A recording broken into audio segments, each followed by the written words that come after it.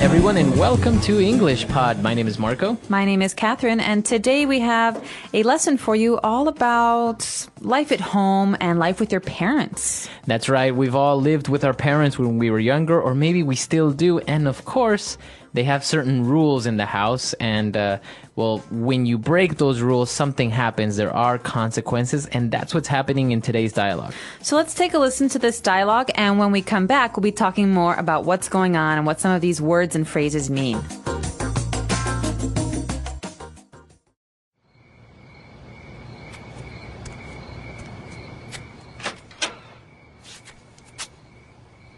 Do you know what time it is? 10. Get in this door, young man. It's midnight. You are 2 hours past curfew. I know, but it wasn't my fault. I told Jennifer she had to drop me off before 10, but she wouldn't leave the party. I don't care. You are grounded for life, mister. Mom, that is so unfair. You know the rules, and you broke them. No allowance and no TV for a week.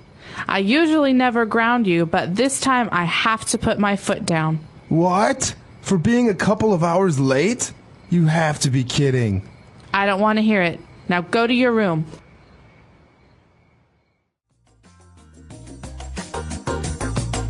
All right, we're back. So a very typical case. Somebody or the kid returns home. It's too late. And now they're in trouble. Yes, his parents are not very happy. In this case, it's his mom who is telling him what the consequences will be. So let's take a look at language takeaway and find out what some of these key words are. Language takeaway. All right, so the first word that we're going to take a look is actually something that his mom said. And he said that you are 2 hours past curfew. Curfew. So curfew has to do specifically with the time when your parents expect you at home. That's right.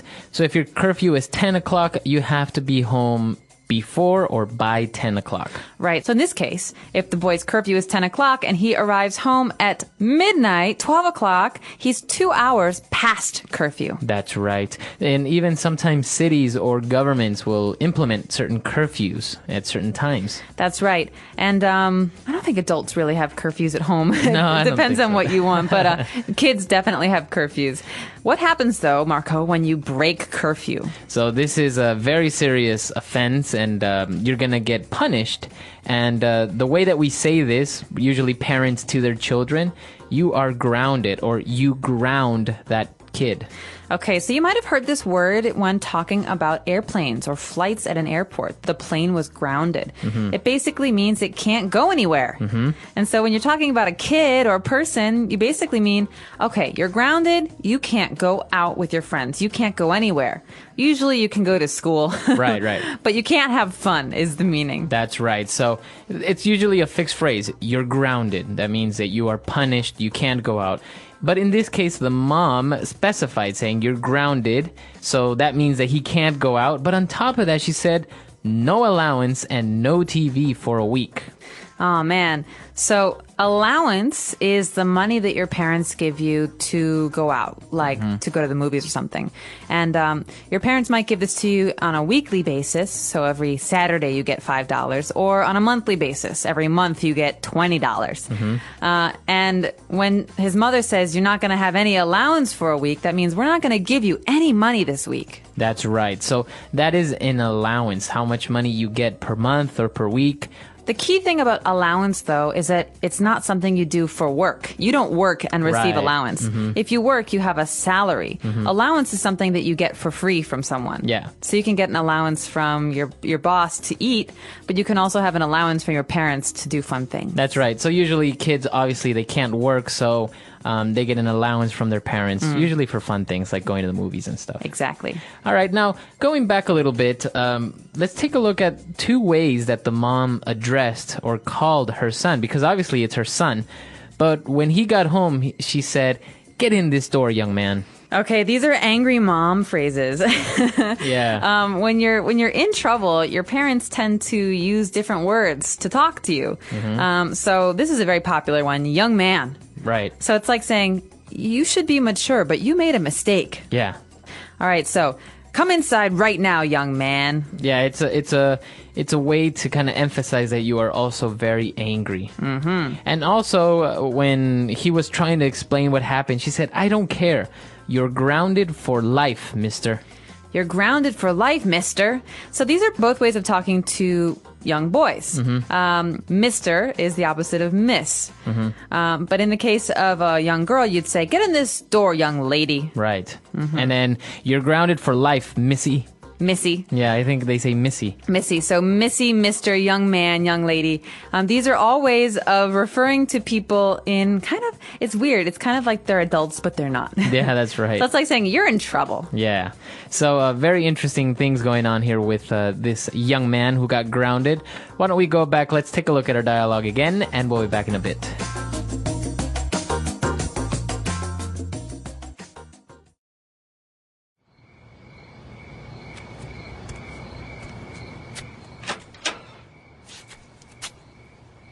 Do you know what time it is?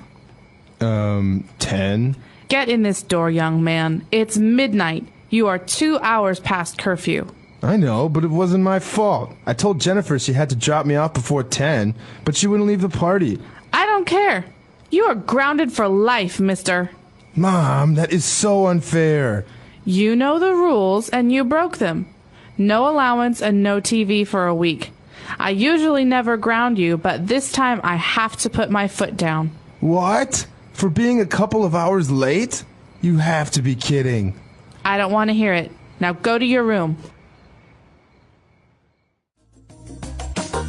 All right, we're back. So now let's take a look at 4 key phrases that we've picked out for you on Fluency Builder. Fluency Builder. All right, so this first phrase is something that actually we hear when the young boy or the young man is giving his excuse for being late. He said, listen, I told Jennifer she had to drop me off before 10. That's right. So the phrasal verb there is to drop off. This means to leave someone somewhere. That's right. But usually it means to drive someone to a certain place. So, for example, Jennifer probably has a car. And Jennifer was supposed to take this boy home. So he said she was going to drop me off before 10 o'clock. That means kind of leave him at his house. That's right. So the verb is to drop off, but we usually insert the subject in between it. So to drop me off. She is going to drop me off. I dropped him off at the bank. That's right. All right, so now that Jennifer was supposed to drop him off at 10, that didn't happen, so he got grounded. And his mom was saying that she usually doesn't really ground him, but this time, I have to put my foot down. She's angry. Yeah. He's upset and she's angry and she said, listen, I have to put my foot down. Well, what does this mean? You put your foot on the ground? It's strange to hear this phrase, huh? It means that she's going to be strict, that she's not going to let him just get away with it or not ground him. She really has to be strict and she has to punish him. Okay, so to put your foot down, or I put my foot down, this means to be strict with someone, to not maybe bend the rules or be flexible. So, for example, my mother was always very, very loose with my brother. He could do what he wanted or whatever. But one day, he did something really horrible, and she finally put her foot down. And she grounded him. She grounded him for 3 months. All right, so that's what happens when somebody puts their foot down.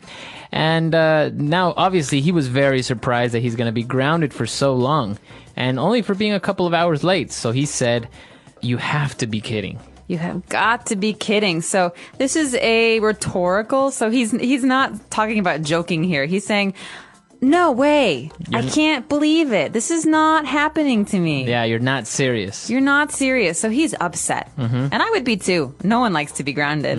But he's saying, okay, come on. No way. That's too serious. That's right. So this is a phrase that you can use with someone if you're not really believing what they're saying or you're surprised. You have to be kidding me. Yeah, but usually there's also a degree of anger. So you're upset at the decision. For example, I'm watching the World Cup right now, and there was a foul, and I was very upset because I didn't think it was a foul, and I said, you have got to be kidding me. That's right. Okay, so that's exactly the way that we would use that phrase. And, well, obviously the mother had made up her mind. She's very decided. And she said, I don't want to hear it. So this is the end of the conversation. Okay, this is one of those phrases that will just stop anything you're talking about. So they're arguing and she says, nope, I don't want to hear it. That means no more excuses, no more talking. This is the end. That's right. I don't want to hear it. And it's used in many scenarios, right? Not only for somebody being angry or grounded, but Also, in a meeting, I don't want to hear it. That's it. We're doing my idea. We're going forward with it. Although be careful because that's usually what the boss will say. That's right. It's not the most gentle phrase. Yeah. And so you have to be careful with how you use it. But if you have authority, like you're a parent or you're a boss, you can say, nope, I don't want to hear it. I have made my decision. That's right. Okay, so we've taken a look at a lot of great things. Why don't we go back, listen to our dialogue one last time, and we'll be back in a bit.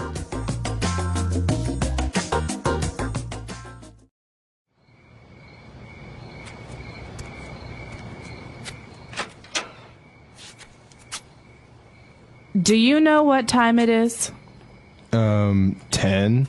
Get in this door, young man. It's midnight. You are 2 hours past curfew. I know, but it wasn't my fault. I told Jennifer she had to drop me off before 10, but she wouldn't leave the party. I don't care. You are grounded for life, mister. Mom, that is so unfair. You know the rules, and you broke them. No allowance and no TV for a week. I usually never ground you, but this time I have to put my foot down. What? For being a couple of hours late? You have to be kidding. I don't want to hear it. Now go to your room.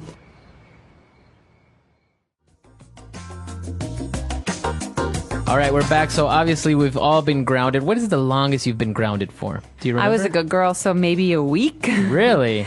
Yeah, maybe not even. I never really got in trouble as a kid. What about you? I think once I was grounded the entire summer. Oh, Yeah, rough. entire summer vacation. I don't remember exactly what I did, but my dad was pretty upset with me, and he was really strict, so I got grounded quite a bit. I tend to think that girls get in trouble less. I think don't so. know if it's because they're good.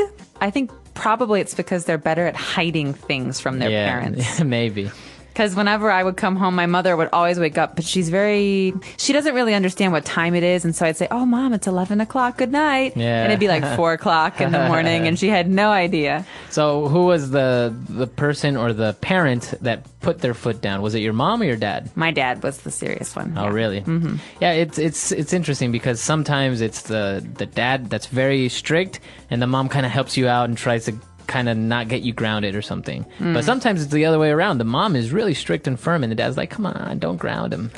They're just having fun. Yeah. Well, I think in some families, the children understand who is strict and who is maybe not so strict. Right. And so they say, oh, well, Mom said that it's okay, so I think maybe you should let me go out. And the dad will be very angry because the mother said that it's okay. That's right. All right, so that's all the time we have for today. We're really curious to get your stories. Maybe tell us, why were you grounded, or how long were you grounded for? Or what was your curfew when you were a child or growing up? Our website is EnglishPod365.com. We hope to see you there. All right, we'll see you guys there. Bye. Bye.